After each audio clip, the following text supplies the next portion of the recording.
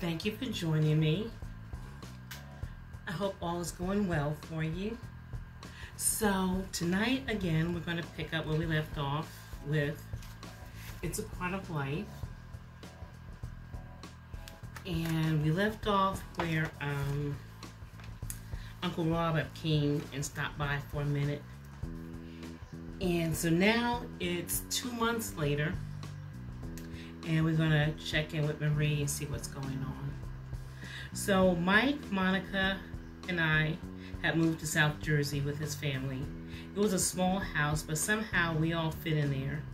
His family farmed for a living. We lived on a road with no other houses, just fields and fields of vegetables, mostly corn. Let me tell you, when the weekend came, the house turned into Las Vegas. Card games and gambling all weekend long, 24 hours a day. It was just a family playing, but I had never seen people love cards like this. All weekend they played, day and night. I couldn't complain. I was pretty happy there. His family was so good to me and Monica. I just missed my family though.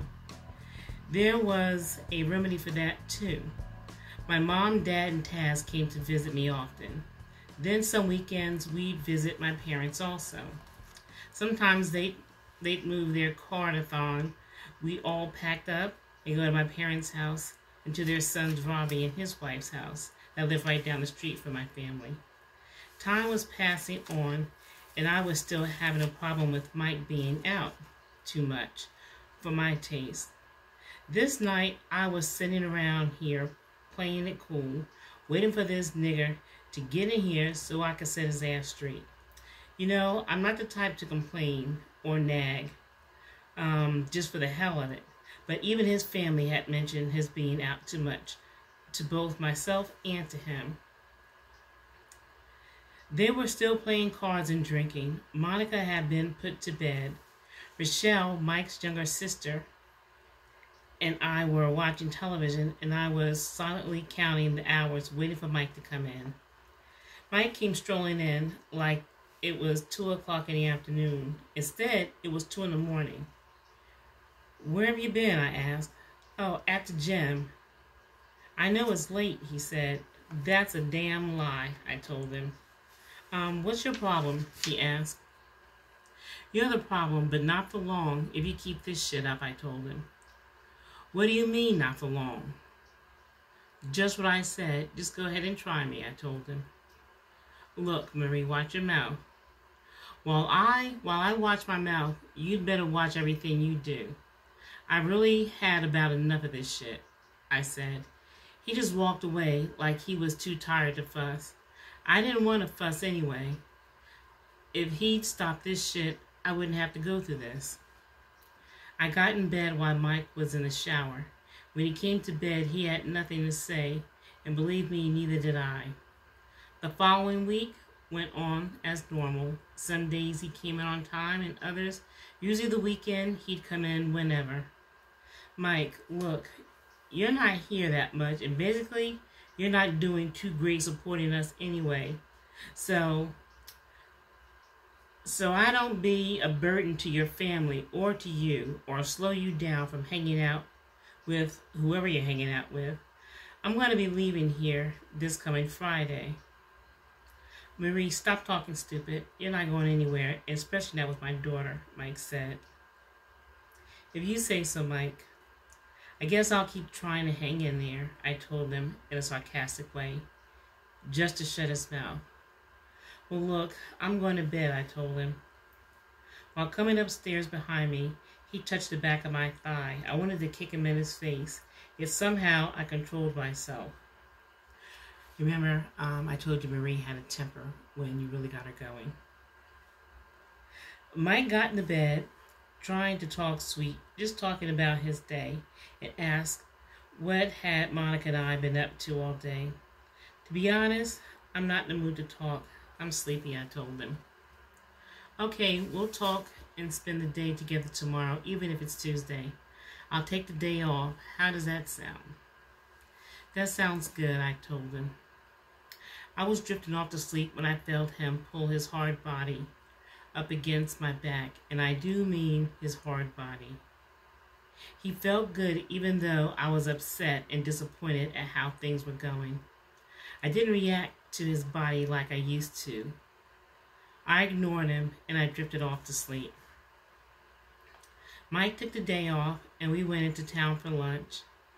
Then we sat at the park and just watched people. Then later around 6:30, just he and I went out for dinner.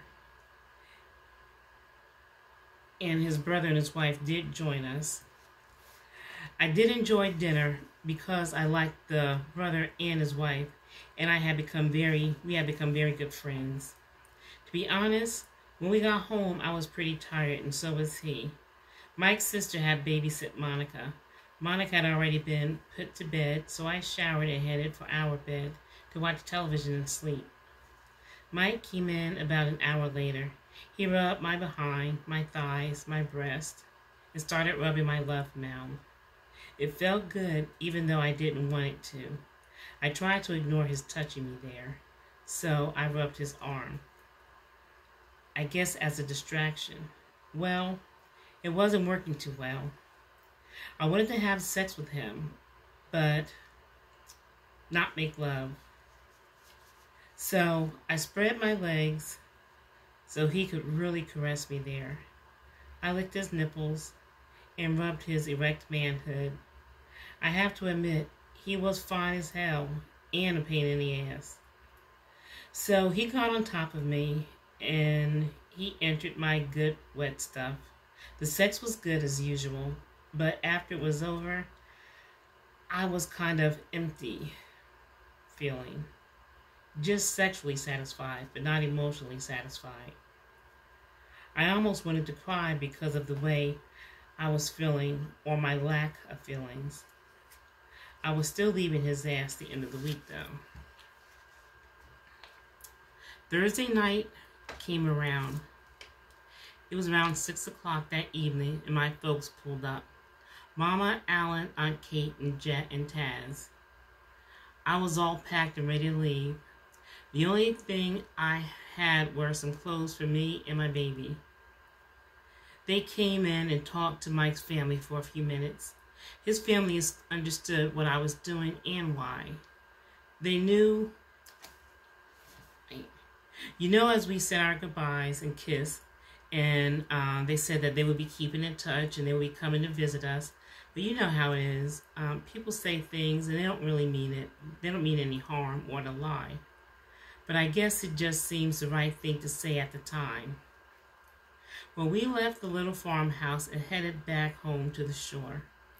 Well, as time passed, lo and behold, they did come to see us. A few times out of the year, I went to visit them also. I stayed at my ex-sister-in-law's place.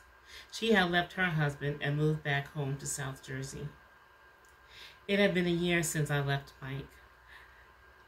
I never said it was easy to do or that it was easy to stay away.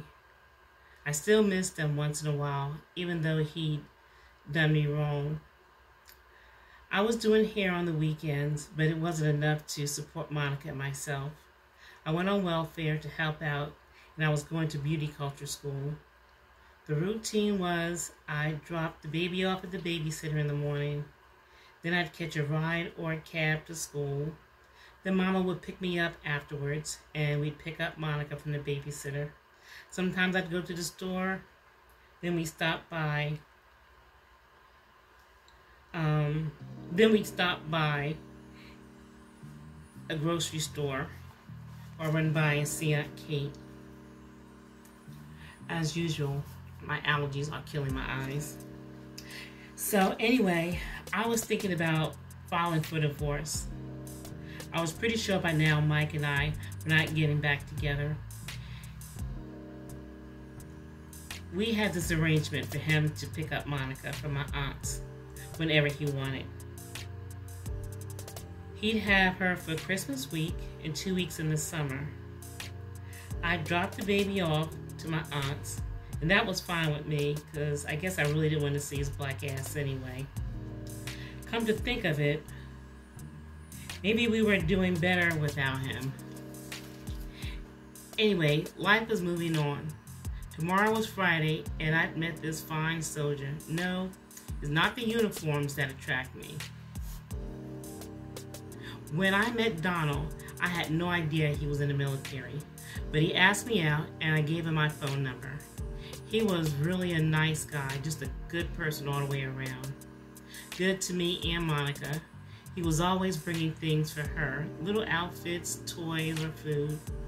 One day he insisted I take some money he was trying to give me. I didn't know how to accept it.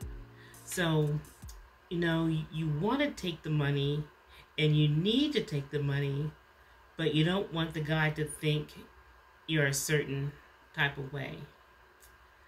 So I guess Donald could see it on my face, and he said, look, let me tell you something. I care about you and Monica. I enjoy you and Monica, and I want to be here for the both of you, not just financially. The question is, will you let me be there for you? So I feel bad if you don't let me help out every now and then. He was so sincere when he said these things. Then he said, I'm going to go give Monica a kiss goodnight. So he went to the bedroom to give her a kiss. When he returned from her room, he gave me a kiss and said, see you tomorrow. So Monica slept all night, and so did I. Saturday morning, she woke up to look at her cartoons. When she pulled the covers back to get out the bed, she called, Mommy, Mommy, look, there's money next to my bed. So Monica called to me.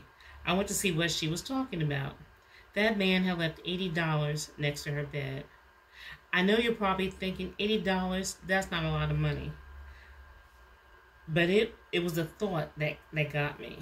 Also, $80 was a lot of money back in the day, back in the 1970s. Hey, look, and every little bit counts. I guess it was around 4 that afternoon when my phone rang, and it was Donald. I thanked him. He asked for what? I told him because of the money you left. He told me not to thank him for something so small when I deserved more. As time passed, he did give more. Well, he had this sharp new Corvette, a convertible Corvette. Needless to say, I couldn't drive, but he insisted he teach me. That way I could use his car when I needed it. After a few attempts to teach me, his nerves and patience gave out. I wasn't that bad of a driver, I don't think. I just didn't have any real desire to learn. Crazy, right? Because I'm always busy and always on the go. Not driving, but always wanted to go somewhere. It became usual for him to help us out when he got paid. He'd buy us some groceries from the Naval Post. He got a really good discount there. He was stationed at the naval base close by, so this went on for about 2 years.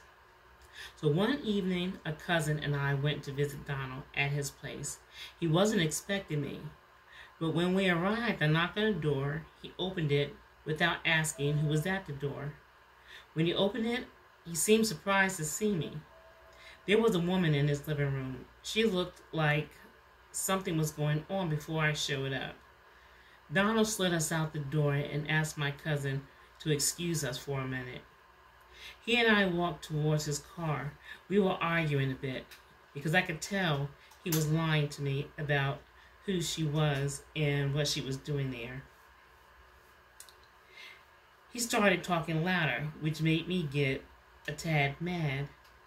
Now we were at the point of raising hell. He caught me by the upper arm trying to tell me to leave, and he'd come over to see me in a little while and we could talk this over. I snatched my arm away from him. He kept nudging at me in the direction towards my cousin's car. So I guess I retaliated. I picked up a trash can, a big trash can, and threw it through the windshield of his car.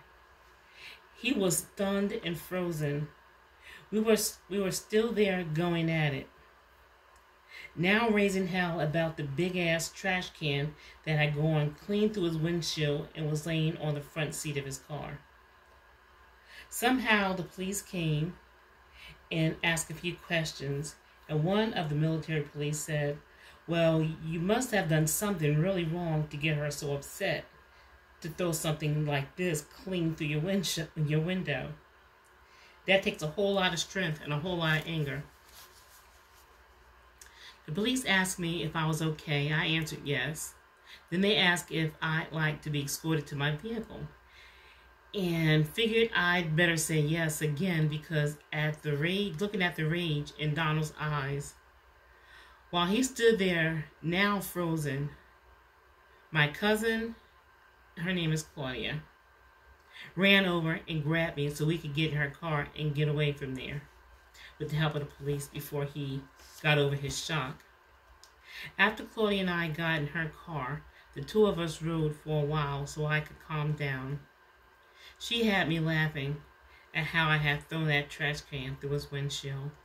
Then I said to her, he probably will be really ready to kill me if he sees me again. I decided before she took me home that I should leave Monica over my aunt's house tonight, just in case I had to confront him. Later that evening, I walked in my place, feeling upset and bewildered about earlier today. I had put on some music to cry to when my doorbell rang. I peeped through the peephole to see who it was, and it was Donald. I asked through the door, "What do you want?" "Marie, open the door. I'm not going to hurt you. We need to clear the air," he answered. Shit, I wasn't letting this nigger in here as mad as he was earlier today. But he convinced me to let him in, and can you believe we actually talked rationally? I told him maybe we needed to stop seeing each other because that was out of character for me to have done something like that and to get so upset. He didn't try to convince me that wasn't a good idea. He agreed also. So we took a break from seeing each other. After a few weeks passed, Donald would call me a few times a week just to see what was up. One day Donald asked me to dinner, and I accepted his invitation. While we were out, he was the gentleman that he normally is, even before our episode. And while we talked over dinner, I was surprised when he asked me to marry him. And actually, I hadn't even gotten divorced yet. He was about to be stationed somewhere else, and he said he loved me and didn't want to leave without me. But like an ass, I told him no. And she lived to regret that. Well, he went on to San Diego, but kept in touch with me. And when he got a chance, he came back to see me and asked me to marry him again. I look back and wonder why I didn't marry him. Maybe I was still young and stupid, or maybe gun shy because of my marriage and what had gone wrong. But anyway, you can't cry over spilt milk. At least that's how the saying goes. I have to say this. This man was persistent because we kept in touch for quite some time. Then finally he gave up and drifted away. Now speaking of marriage, guess who's about to jump the broom? Yep, you know it, Junie. Yes, he's about to take the plunge. He thought he was doing the right thing, though. He and Paula got along so well, and she's a very down-to-earth person and sweet. January is the month they chose to have their wedding, so we have 4 months to get ready for this. They insist they only want to have the immediate family to attend, something really small and intimate. So now, Alan, I've been spending quite a bit of time hanging out home. Why, you wonder? I don't know. Well, I was not hanging out.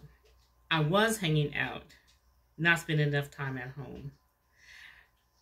I really don't know why. It started with me just hanging out with some guys.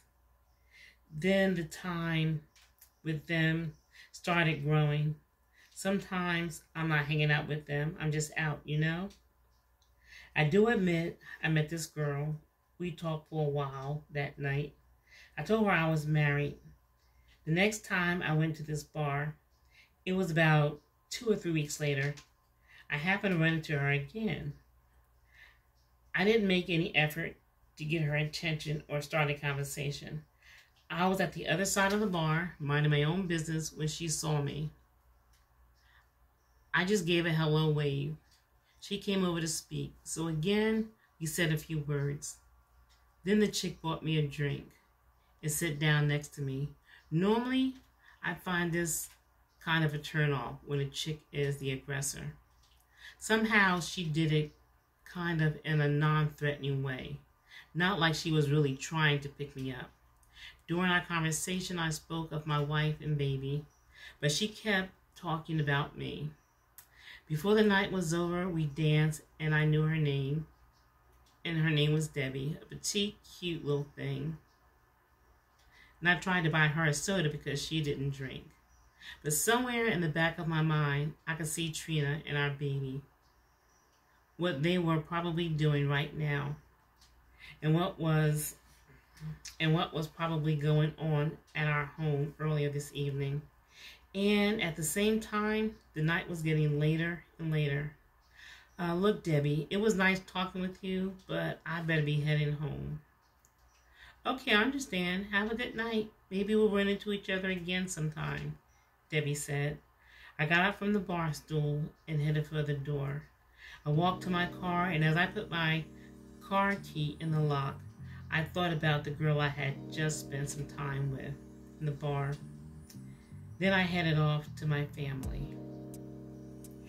And we'll stop there for tonight. But again, I do thank you for joining in. I hope you have a wonderful week. I hope all is good. You have positive vibes, good energy. And if you feel like it, please subscribe. I would greatly, greatly appreciate it. And drop me a line in the comments because I will reply. Let me know what's going on in your life, what's on your mind. And you take care, and peace to you.